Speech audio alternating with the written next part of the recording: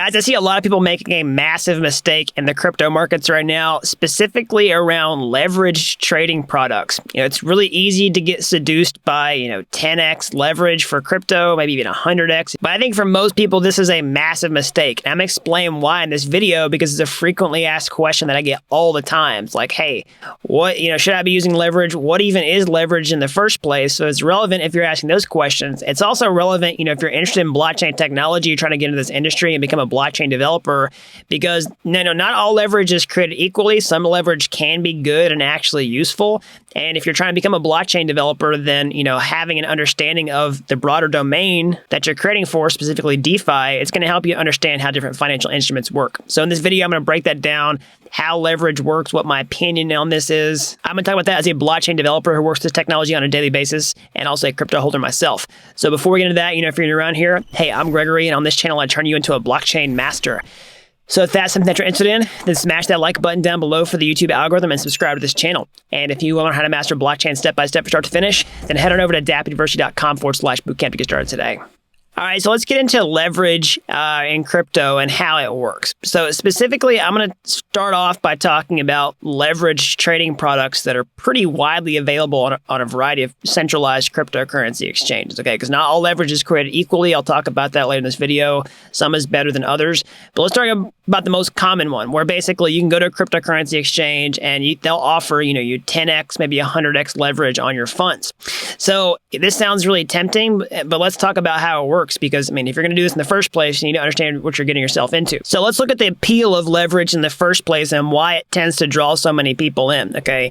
So let's look at an example. So let's say you go to an exchange that offers leverage, and let's say you're just going with $1,000 to trade. So you have $1,000, all right? And that, can offer you 10x leverage. So what does that mean? So basically, instead of trading with $1,000, you can now trade with, $10,000. So you're taking your $1,000 and you're going to take, $9,000 of the exchange's money, and then you're basically going to, have $10,000 exposure to some asset. Let's just say Bitcoin, for example. It's a pretty easy thing to work with.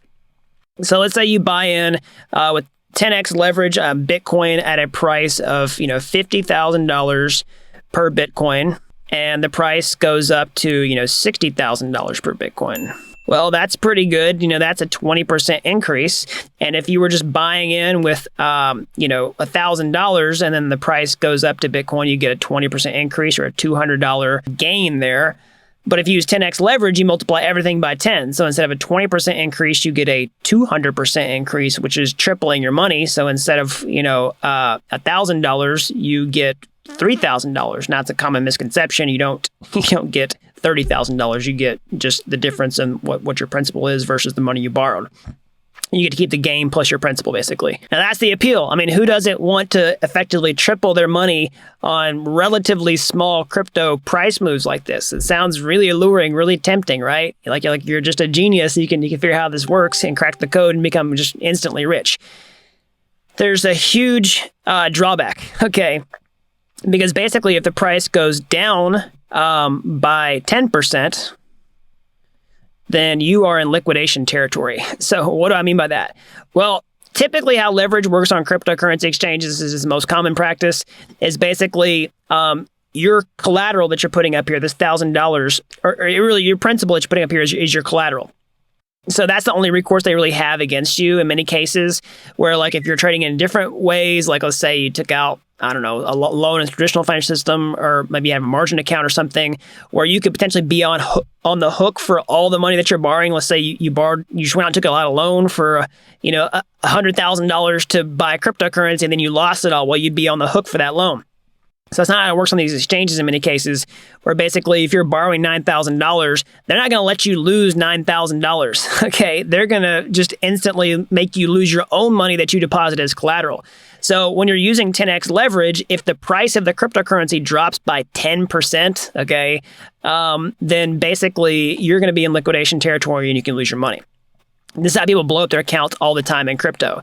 So basically, if you're at Bitcoin at $50,000 and the price, you're hoping it's going to go up $60,000, you can get that gain that I was talking about. The downside is if it goes down to just $45K per Bitcoin, okay, then you're in liquidation territory and you can lose pretty much everything that you have deposited in the exchange here. And this is one of the reasons that, I don't really advise people to use leverage in the first place. I mean, I'm not making like a hard and fast rule to say you can't do it, but most likely you're just going to lose money by doing it. And it's because crypto is too volatile. The downside risk is so bad because you can use the same rule. If you're using 10x leverage, a 10% price move is going to wipe you out. If you use 100x leverage, a 1% price move is going to wipe you out. And that's why I personally have a zero leverage rule for crypto. Now, specifically for crypto, I actually use leverage in other contexts. I'll talk about that here in a minute because not all leverage is bad. Or I guess it's said a better way, all leverage doesn't have the same insane amount of risk that this does.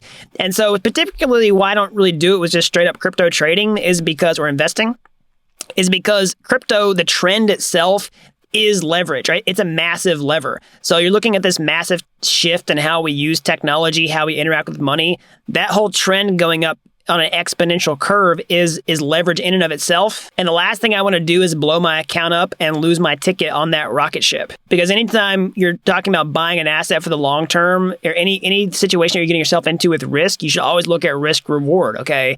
So the risk reward of me just buying at crypto and going into zero for, a major cryptocurrency like Bitcoin or Ethereum, for example, is pretty small. But the risk of, your funds going to zero if you're trying to use leverage or you're trying to short crypto assets, the risk of that going to zero is way higher. And the last thing I want to do is lose all my money when we're on this major change. And so that's probably the number one way that people are trying to use leverage in crypto that I think is a bad idea. Now let's talk about some other things that are bad ideas. Okay, I don't think a lot of people honestly are going to be doing these, but it goes without saying that a lot of these things you should probably just stay away from. Like I said, I don't like to give financial advice, but I'm always okay with telling you to exercise caution.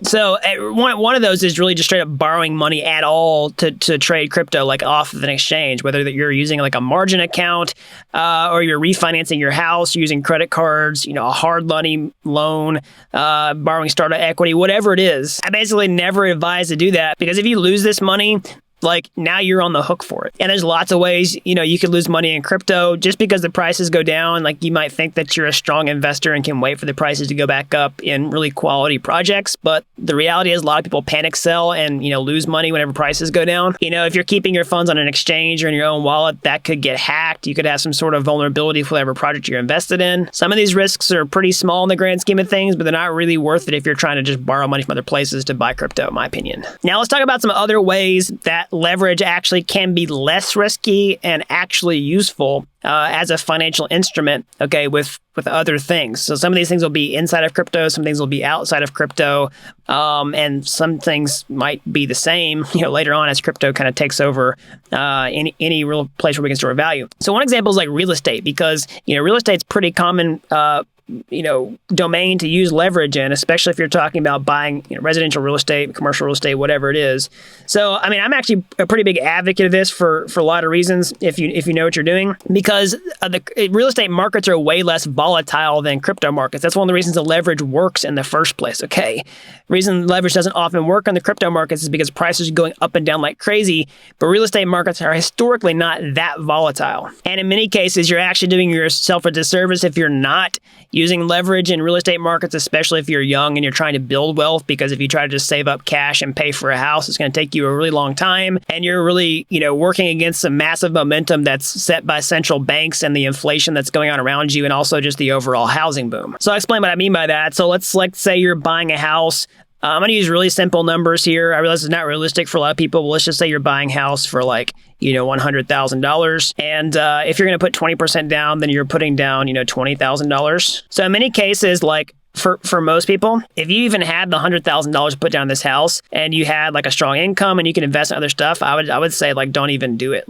Just put down the minimum and then make the monthly payments, because you can typically get a higher return on the rest of this capital, especially in crypto somewhere else, right? So of course, not financial advice, I'm telling you to do that, but let's just say that's what I would personally do. Okay, so this $100,000, let's talk about the actual money that you're investing. Okay, so you're putting down $20,000 for this $100,000 asset. And then let's say that real estate market in that area goes up by 5% in a year. Okay, so you're talking about a 5x lever here. So really 5% times 5, you're getting 25% appreciation on your $20,000 rather than a 5% if you would just put down $100,000, just stuck in cash into that home. So that's an example of leverage, and it's honestly a pretty safe thing to do historically speaking. Now, I know the real estate markets might be a little shaky right now and a little less certain than they were maybe 4 or 5 years ago. So again, I'm not going out and advising that you do this, but this is just an example of where leverage is a lot safer than it is maybe in just like trying to borrow money to trade crypto. And so another way to use leverage in crypto that is safer than just doing like leverage trading, in some cases, is actually using like leverage with DeFi when you're talking about maybe like yield farming or something like that, okay?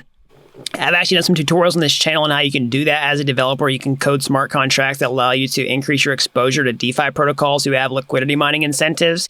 Now, there is significant risk involved with this, right? I'm not trying to say there's zero risk, but there's way less risk than, the liquidation risk that you're going to see with the volatility of cryptocurrency prices, especially if I'm not doing leveraged DeFi trading with, stable coins, for example. So I talk about how you can do this as a developer, like with the Compound Finance app, for example. So like, Comp has its liquidity mining bonus, okay?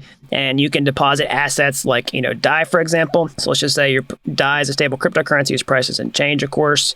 All right. It's like you deposit DAI into the application, all right? And then you actually can turn around and borrow DAI from the application itself, and then you're getting bonus comp tokens. That's their additional cryptocurrency for doing this. And sometimes, that APY can add up to the maybe like 10% or something like that, depending on the price appreciation of that particular asset. But with DeFi, you can, as a smart contract developer, you can do things like take out flash loans, okay, where you can take out a flash loan to increase your exposure of DAI into the application, maybe by 3x. Okay, you're using like 3x leverage in this case, which is a lot less risky than 10x leverage with DeFi trading, with crypto trading, especially when talking about stable cryptocurrencies whose price don't change. All right, there are some risks with the variable interest rates on compound, all that type of stuff, but this is still safer, okay?